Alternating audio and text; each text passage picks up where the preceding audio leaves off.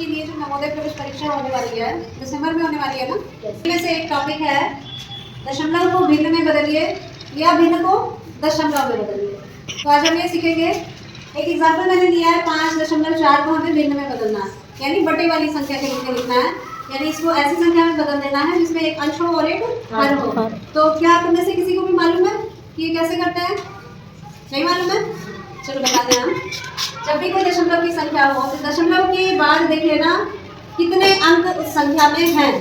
इस संख्या में दशमलव के बाद यानी दशमलव की दाहिनी ओर कितने अंक है? एक अंक है। तो दशमलव को भिन्न में बदलने के लिए हमें कुछ नहीं करना है, बस उस संख्या को बिना दशमलव लगाए लिखना है। उस संख्या को बिना दशमलव लगाए लिखना है और उसके नीचे पहले 1 लिखना है। ठीक है, पहले क्या लिखना है? 1। उसके बाद क्वेश्चन में दशमलव के दाहिने जितने अंक थे उतना 0 1 के आगे लगा देना। तो कितने अंक थे यहाँ? 1। यहाँ क्या लिखेंगे? 10। तो ये हो जाएगा 54/10, 54/10। अब इसमें आगे क्या किया जा सकता है? अगर तुमको जो ऑप्शन दिए हैं उसमें ये नहीं है, 54/10 ऑप्शन में नहीं है, दूसरे कुछ नंबर है, तो तुम इसको पहले देखो कि ऊपर नीचे की संख्या क्या किसी एक टेबल से कटती है, डिवाइड होती है।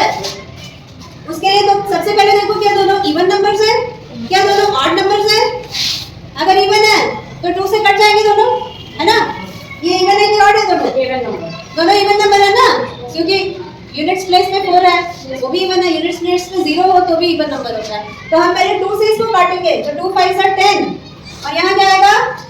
2 2 जा 4, 2 जा 4 और 14 बच गया, 2 7 जा 14। तो तुम्हारे पास 27/5 आ गया। ठीक है, तो ये तुम लिख सकते हो भिन्न के रूप में 27/5। समझ आया? ऐसे करना, ठीक है। अब इसको नोट कर लो, नोट कर लो। और इसके बाद हम कुछ और एग्जांपल्स देते हैं तुम लोगों को अपने आप करने के लिए, ठीक है। अच्छा, ये जो दूसरा क्वेश्चन दिया है 6.3204 को भिन्न में बदलो। इसके लिए तुम लोग डिनोमिनेटर में यानी नीचे क्या नंबर रखोगे जब डेसिमल हटाओगे? तो जब डेसिमल हटेगा तो ये ऊपर वाला नंबर हो जाएगा 63204, हो जाएगा कि नहीं? तो नीचे क्या नंबर आएगा? अपॉन क्या लिखेंगे?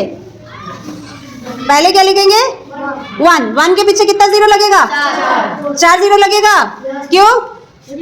दशमलव के बाद 4, क्योंकि क्वेश्चन में दशमलव के बाद 4 अंक है, ठीक ना।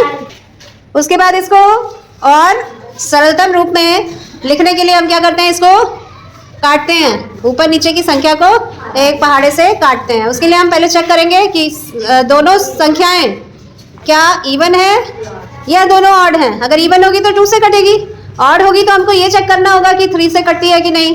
3 से कटने वाली संख्या का क्या कंडीशन होता है? कि उसके अंकों का जोड़ जो है वो 3 से कटने वाली संख्या बने, है ना।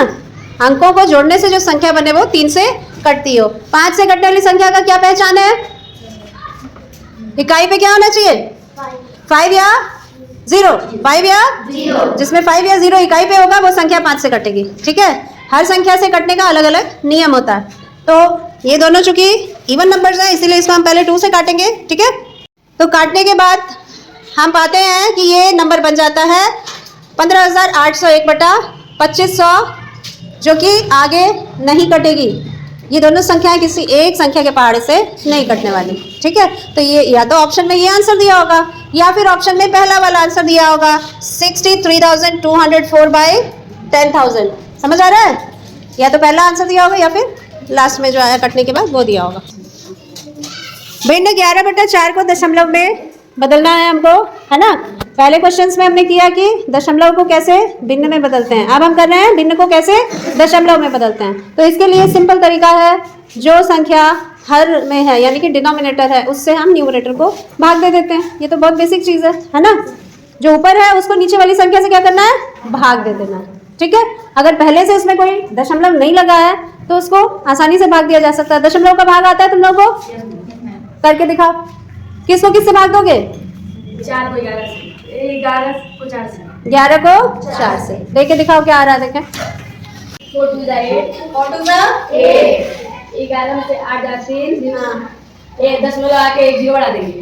फिर 4 7 28, फिर 40 में से 28 जा 2, फिर एक और 0 बढ़ाएंगे, आपको 5 समझ आ गया? अक्षिता समझ आया? तो आंसर किसमें आया है? दशमलव में, ठीक है ना? तो क्या आंसर तुम्हारा आ जाएगा? 2.75। ये तो सिंपल वाला था, है ना? अब थोड़ा सा कॉम्प्लिकेटेड देते हैं हम। डेसिमल पहले से हो और वो फ्रैक्शन के रूप में हो और उसको फिर डेसिमल में चेंज करना है, ठीक है? जब इस तरह का क्वेश्चन हो 44.55 बाय 1.1 को तुमको दशमलव संख्या में बदलना है, तो पहले इसको डेसिमल हटाओ, ठीक है? पहले न्यूमरेटर और डिनोमिनेटर में से डेसिमल हटाओ, उसके बाद भाग दो, उसके बाद जो आंसर आएगा वो अपने आप ही डेसिमल में आ जाएगा, ठीक है?